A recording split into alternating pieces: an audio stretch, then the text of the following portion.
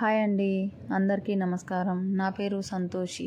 Welcome to our channel. ఈరోజు ఈ వీడియోలో మునక్కాయ పచ్చడి ఎలా పెట్టుకోవాలో చూపిస్తాను.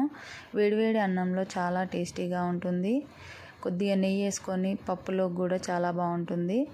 సో ముందుగా తయారీ విధానాన్ని చూపిస్తాను. ఒక ప్యాన్ పెట్టేసి దాంట్లోకి 1/2 టీ స్పూన్ మెంతులు, 1/2 టీ స్పూన్ జీలకర్ర కొద్దిగా ఫ్రై చేసుకోవాలి. బ్రౌన్ కలర్ వచ్చేలా ఫ్రై చేసుకొని మెత్తగా పొడి చేసుకోవాలి. ఈ రకంగా ఫ్రై అయితే సరిపోతుంది. సో ఇదైతే మెత్తగా పొడి చేస్తాను. ఇదే ప్యాన్లోకి మునక్కాయలు డీప్ ఫ్రైకి సరిపడేంత ఆయిల్ని తీసుకుంటున్నాను. ఇవైతే మీద పొట్టు తీసేసి చిన్న చిన్న ముక్కల్లా కట్ చేసి పెట్టాను. ఈ విధంగా కట్ చేసుకున్న ముక్కల్ని ఆయిల్ హీట్ అయిన తర్వాత వేసి ఫ్రై చేసుకోవాలి. ఈ రకంగా ఫ్రై చేసుకుంటే మనకి కొద్ది రోజులు నిల్వ ఉంటుంది పచ్చడి అనేది. సో ఇదైతే కొద్దిగా ఉడికిపోయాయి. ఈ రకంగా ఉడికితే సరిపోతుంది. ఇవి తీసి నేను వేరే గిన్నెలో వేస్తున్నాను.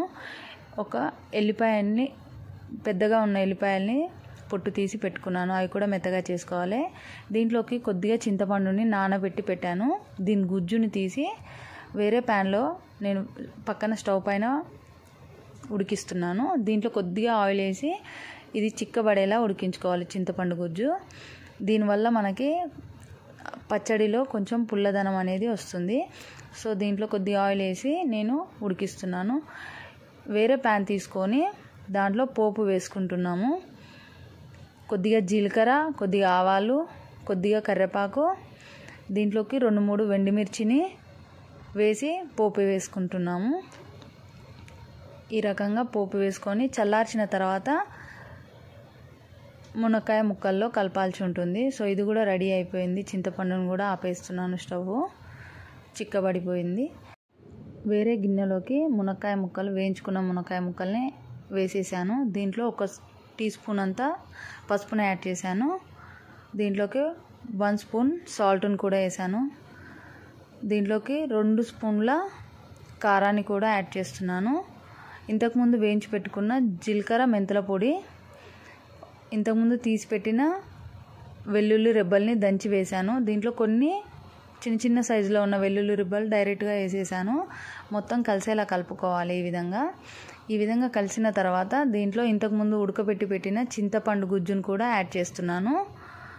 దీంట్లో యాడ్ చేసి మొత్తం కలిసేలా కలిపి పెట్టుకోవాలి. ఈ విధంగా కలిపిన తర్వాత పోపు ఇంతకుముందు వేసి పెట్టాను. అది చల్లారిన తర్వాత దీంట్లో కలిసేలా కలుపుకోవాలి. ఎందుకంటే వేడి మీద కలిపితే పచ్చడి అనేది నిల్వ ఉండదు. సో అందుకే నేను చల్లారిన తర్వాత కలుపుతున్నాను.